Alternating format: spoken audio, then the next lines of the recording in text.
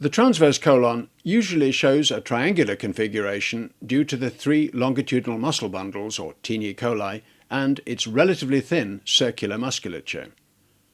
The longitudinal bulge of a taenia can give a useful guide to the colon axis and so the correct direction to follow, either side of the bulge, especially at acute bends such as the mid-transverse.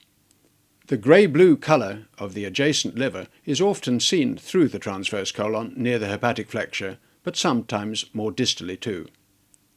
The transverse is suspended by its transverse mesocolon, attached to the posterior abdominal wall over the pancreas.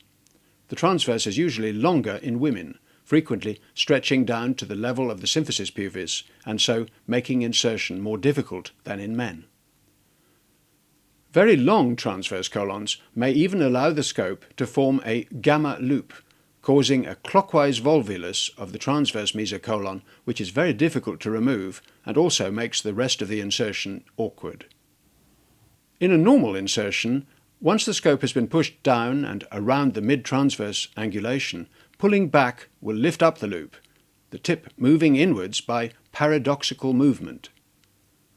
Because the sigmoid colon will flex, as well as the transverse, quite large and repeated in and out push-pull movements may be needed, rather like playing a trombone.